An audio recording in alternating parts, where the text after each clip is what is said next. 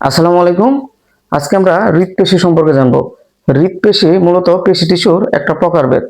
মেরুদণ্ডী প্রাণীর হৃৎপিণ্ড যে অনুচ্ছেদ পেশি সমন্বয়ে গঠিত তাকে হৃৎপেশি বা কার্ডিয়াক পেশি বলে।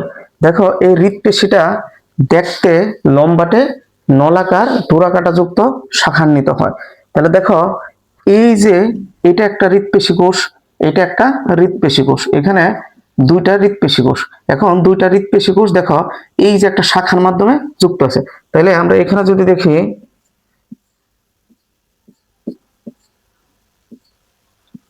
দেখো এইটা যদি একটা হৃৎপেশি কোষ হয়, এটা যদি একটা হৃৎপেশি কোষ হয়, দেখো এই যে একটা শাখার মাধ্যমে দুইটা হৃৎপেশি কোষ সংযুক্ত আছে। তাহলে হৃৎপেশি কোষটা কিরকম হবে?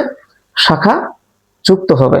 এখন দেখো, এই যে হৃৎপেশি কোষে তোমার বাঁশের গাঁটের মতো একটা গঠন আছে, এই যে এটাকে কি বলে? ইন্টারকেলেটেড ডিস্ক বলে। তাহলে হৃৎপেশিতে ইন্টারকেলেটেড ডিস্ক থাকে।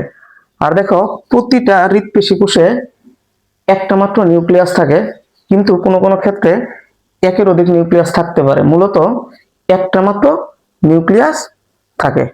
এই ঐচ্ছিক পেশিটা দেখতে কিরকম ছিল?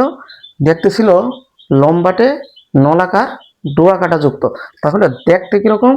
মূলত ঐচ্ছিক পেশির মতো। তাহলে গঠনটা মূলত ঐচ্ছিক পেশির মতো, কিন্তু কাজটা কি? অনৈচ্ছিক পেশির মতো। কারণ কি?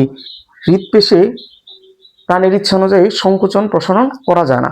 তাহলে কাজ কি অনৈচ্ছিক পেশির মতো, গঠনটা কি ঐচ্ছিক পেশির মতো। এই কারণে হৃৎপেশিকে বা কার্ডিয়াক পেশিকে ঐচ্ছিক অনৈচ্ছিক পেশিও বলা হয়। দেখো, এই যে হৃৎপেশি, এই হৃৎপেশির সংকোচন প্রসারণ ভ্রূণ সৃষ্টির শুরু থেকে মৃত্যুর আগ পর্যন্ত চলতে থাকে। মূলত এই যে হৃৎপেশি সংকোচন প্রসারণ, এই সংকোচন প্রসারণের মাধ্যমে মানুষের দেহে বা মেরুদণ্ডী প্রাণীর দেহে রক্ত সঞ্চালনটা স্বাভাবিক থাকে। তাহলে আমরা হৃৎপেশি সম্পর্কে জেনে নিলাম।